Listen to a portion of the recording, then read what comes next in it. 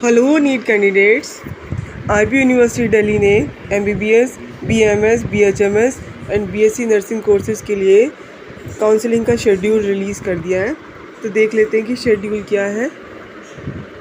तो शेड्यूल के अकॉर्डिंग जो भी कैंडिडेट्स ऐसे हैं जिन्होंने पहले आईपी यूनिवर्सिटी में रजिस्ट्रेशन किया था इन कोर्सेज़ के लिए और 1500 रुपीज़ का एक नॉन रिफंडेबल रजिस्ट्रेशन फ़ी पे की थी, तो उन कैंडिडेट्स को अब ऑनलाइन जो काउंसलिंग प्रोसेस है उसके लिए 1000 रुपीज़ का काउंसलिंग फ़ी जो कि नॉन रिफंडेबल है वो पे करना है, जो कि आप net banking, credit card, debit card के थ्रू पे कर सकते हैं। तो इस अमाउंट को पे करने का जो स्टार्टिंग डेट है वो है 1 अगस्त 11 AM से स्टार्ट हो जाएगा और लास्ट डेट है 10 अगस्त 11 PM। उसके बाद जो ऐसे कैंडिडेट हैं जिन्होंने रजिस्ट्रेशन आईपी यूनिवर्सिटी की साइट पर जाकर नहीं किया है, तो उन सभी कैंडिडेट्स को एक और मौका दिया जा रहा है कि वो लोग रजिस्ट्रेशन कर सकते हैं। यानी कि इसमें फ्रेश रजिस्ट्रेशन ओपन की जा रही है एमबीबीएस, बीएमएस, बीएचएमएस और बीएससी नर्सिंग कोर्सेज़ के लिए। तो रजिस्ट्रेशन के साथ आपको 1500 रुपीज़ का एक नॉन रिफंडेबल रजिस्ट्रेशन फ़ी पे करनी होगी और उसके बाद आपको 1000 रुपीज़ का एक काउंसलिंग का फ़ी है वो पे करनी होगी। तो इसके लिए भी जो डेट है वो 1 अगस्त 11 AM से स्टार्ट हो जाएगा, लास्ट डेट 10 अगस्त 11 PM है। डॉक्यूमेंट वेरिफिकेशन है वो ऑनलाइन ही होगा, यानी कि डॉक्यूमेंट्स का जो वेरिफिकेशन है वो ऑनलाइन होगा रिज़र्व कैटेगरी के कैंडिडेट्स के लिए। तो ये उन्हीं कैंडिडेट्स का डॉक्यूमेंट वेरिफिकेशन होगा जिन्होंने 1500 एंड 1000 दोनों फ़ी पे की हैं। खाली उन्हीं कैंडिडेट्स के लिए ये डॉक्यूमेंट वेरिफिकेशन किया जाएगा। तो वो देख लेते हैं कि उसका क्या शेड्यूल बताया गया है। तो इसका जो ऑनलाइन डॉक्यूमेंट वेरिफिकेशन के लिए जो टाइम है, डेट है, वो बताई गई है 2 अगस्त 11 AM से स्टार्ट होगा और इसका क्लोजिंग डेट है 12 अगस्त 11 PM तक। तो जो भी रिज़र्व कैटेगरी से कैंडिडेट बिलोंग करते हैं, like SC, ST, OBC, JKM, PWD, defence, EWS, army, तो इन सभी कैंडिडेट्स का डॉक्यूमेंट वेरिफिकेशन ऑनलाइन होगा। इसके लिए उनको रेलिवेंट डॉक्यूमेंट भी अपलोड करने होंगे, तभी उनका डॉक्यूमेंट का वेरिफिकेशन हो पाएगा। उसके बाद कुछ जनरल इंस्ट्रक्शंस बताई गई हैं कि कैंडिडेट्स अगर आईपी यूनिवर्सिटी की काउंसलिंग में पार्टिसिपेट करना चाहते हैं तो उन्हें रजिस्ट्रेशन करना मस्ट है। तो उसके लिए उनको काउंसलिंग फ़ी और रजिस्ट्रेशन फ़ी दोनों पे करनी है। और ये भी बोला गया है कि ये कैंडिडेट की रिस्पॉन्सिबिलिटी है कि वो जो भी मिनिमम एलिजिबिलिटी क्राइटेरिया है वो फुलफ़िल करता हो। अगर बाद में जाकर कुछ भी ऐसा पता चलता है कि कैंडिडेट ने कुछ फेक इसमें इंफॉर्मेशन प्रोवाइड की है, तो उसका जो एडमिशन है, अगर उसको एडमिशन मिलता है तो वो कैंसिल कर दिया जाएगा और जो भी उसने फ़ी पे की होगी एडमिशन की वो सारा फॉरफिट हो जाएगा।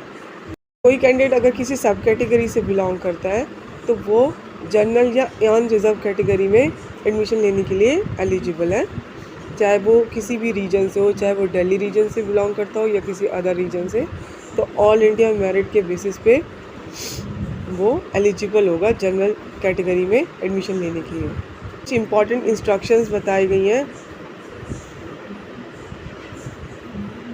कि अगर कैंडिडेट की जो क्वालिफाइंग एग्जामिनेशन है वो उसने दिल्ली से पास की, यानी कि 12th आपका स्टैंडर्ड अगर आपने दिल्ली से की है और आपका रिज़र्वेशन, आप किसी रिज़र्व कैटेगरी से हैं और रिज़र्वेशन सर्टिफिकेट भी दिल्ली से इशू है, ये SC ST कैटेगरी के कैंडिडेट्स के लिए बताया गया है।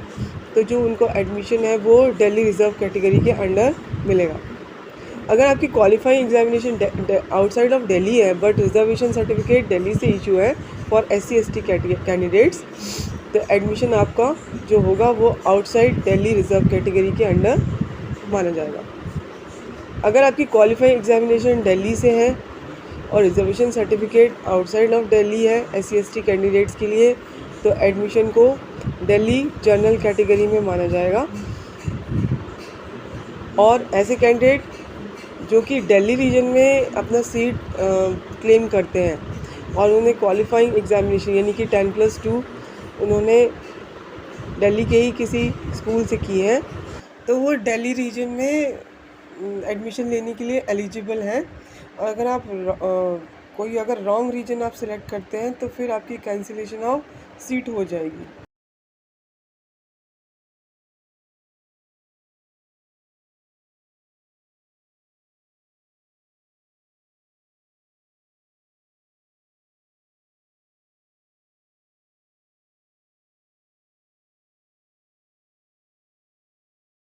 कोई कैंडिडेट किसी सब कैटेगरी से बिलोंग करता है तो वो जनरल या अनरिजर्व कैटेगरी में एडमिशन लेने के लिए एलिजिबल है, जो कि मैंने बताया था, जो कि प्योरली उनका जो नीट या सीईटी स्कोर है उसके बेस पे होगा।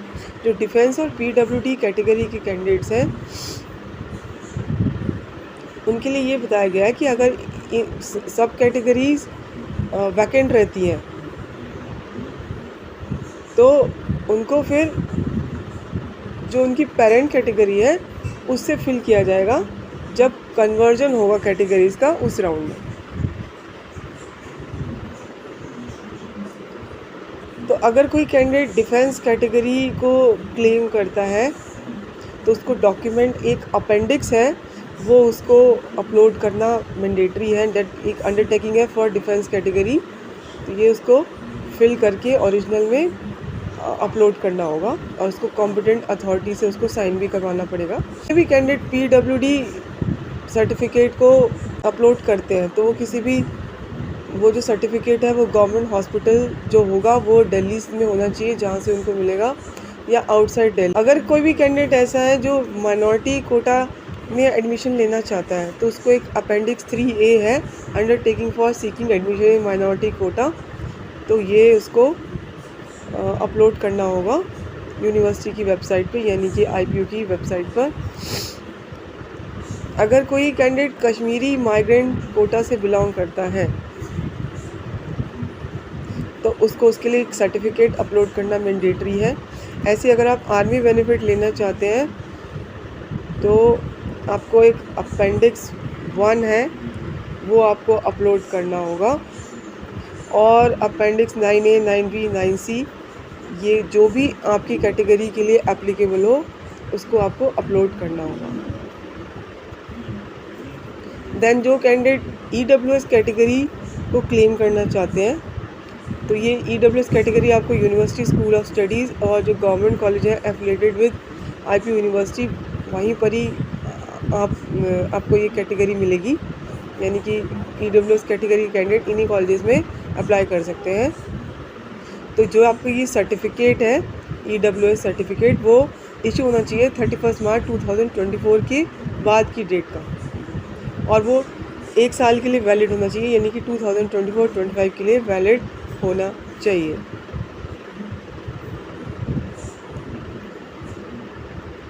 और जो ये EWS कैटेगरी है खाली जो है अनरिजर्व कैटेगरी के जो कैंडिडेट हैं उन पर ही एप्लीकेबल है। अगर कोई कैंडिडेट अदर कैटेगरीज़ को क्लेम करता है लाइक SC ST OBC तो उनको रिजर्वेशन के लिए कंसीडर नहीं किया जाएगा under EWS category. Document verification के टाइम पे अगर डॉक्यूमेंट में कुछ भी इशू आता है तो कैंडिडेट को मतलब इमीडिएटली रिस्पॉन्ड करना होगा ऑनलाइन मोड में ही, जो आपको टाइम पीरियड दे गया है उसमें, यानी कि जो आपको डेट दी गई है उसी में आपको उसको अपना इशू क्लियर करना होगा। अगर आप रिस्पॉन्ड नहीं करते हैं तो फिर आप क्लेम नहीं कर पाएंगे रिजर्व कैटेगरी को और आपको जनरल कैटेगरी में ही कंसीडर किया जाएगा। तो यही सब इम्पॉर्टेंट नोटिस था जो कि मैंने आपको बताया। अगर आपकी फिर भी क्वेरी हो तो आप मुझे कमेंट बॉक्स में कमेंट करके पूछ सकते हैं। नीट से जुड़े अपडेट जानने के लिए आप मेरा टेलीग्राम चैनल ज्वाइन कर लीजिए जिसका लिंक आपको स्क्रीन पर शो हो रहा है। Thank you.